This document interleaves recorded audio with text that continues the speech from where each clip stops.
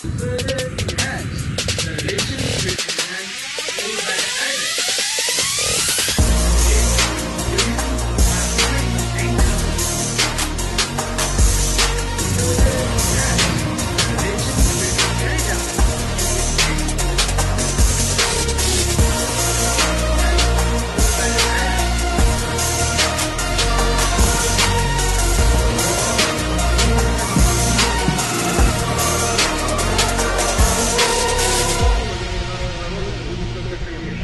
Дальнейшая служба между нашими народами будет только крепнее.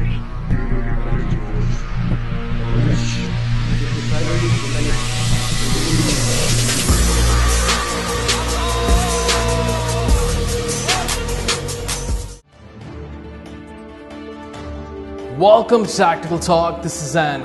For the first time in modern history, the two Cold War rivals, Russia and Pakistan, are developing extremely close ties. From economic projects to defense deals, these two countries have been seen to work closely together along with China. What is the history of their relationship and what lies in the future? To discuss this topic, we have this today, Hassan, who's a journalist and also a geopolitical observer. Welcome to our show, Hassan. This is Zain Khan. It's a pleasure to have you on Tactical Talk. Thank you, Zain, for inviting me to your show. It's a pleasure to be doing this show from London. Hassan, let's get to the first question. How do you see the prospects of Pakistan-Russia relations in the near future ever since their closeness increased over the past years? Well, Zain, in terms of politics and international diplomacy, there are no permanent friends or enemies, as it's all about realpolitik.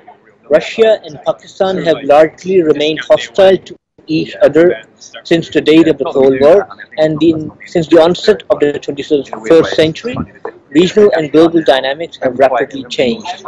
India, which used to be a long-time partner of the Russians, has gone into the American sphere of influence with the signing of the Indo-nuclear deal about a decade ago.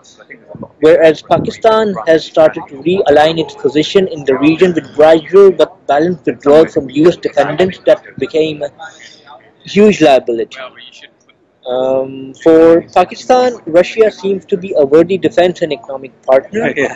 Given recent cordial exchanges that also led to the signing of the North-South Energy Corridor deal, from which 30% of Pakistan's population would benefit,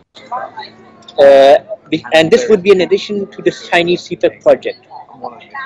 Moreover, defense deals involving choppers and aircraft are also under process with Moscow. The initiation of joint military exercises over the coming weekend, despite false propaganda by India, are a huge indicator that Moscow and Islamabad would continue to cooperate closely on all relative mutual aspects. Hence, the prospects seem to be far more fruitful for both countries in the long run. Hassan, would it have any impact on the US-Pakistan relations that are currently at their lowest? Well, Pakistan pursues its own national interest, and as I mentioned earlier, it has initiated a limited withdrawal process from the US sphere of influence for focusing on Asian partners such as China, Russia, and Turkey. Certain sections in the US are unwelcoming for Pakistan, given how the Indian lobby has deeply ingressed into Washington's power corridor. I certainly believe that the impact would be minimal for Pakistan's long-run objectives, as the US ultimately needs Pakistan for fixing the much-delayed Afghan quagmire.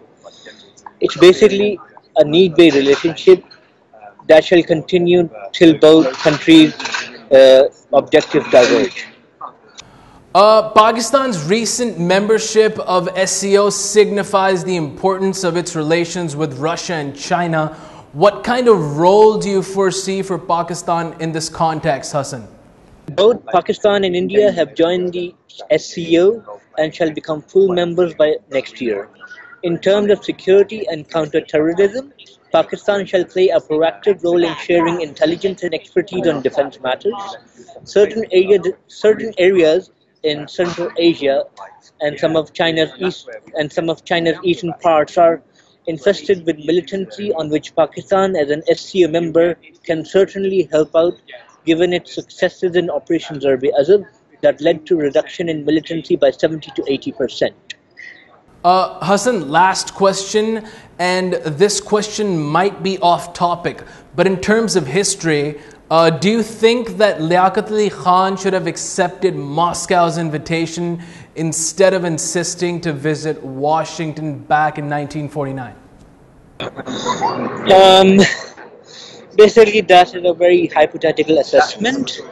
Muhammad Ali Jinnah had already decided to move toward Washington long before Liaquat opted to go for the same direction. Pakistan's close proximity to the Soviet Union should have principally called for fomenting close ties with Moscow, but the leaders of the time believed in economic progress for a country that required lots of economic assistance, for which the US seemed to be the best option as an economic partner. So basically, it's all about national interest, and Pakistan's objectives were starkly contrasting during that time.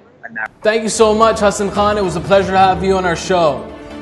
This was Hassan Khan, a journalist and also a geopolitical observer.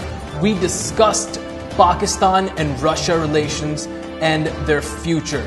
Until the next episode of Tactical Talk, this is Zain Khan. Take care and goodbye. Thank you, Dan. Thank you so much.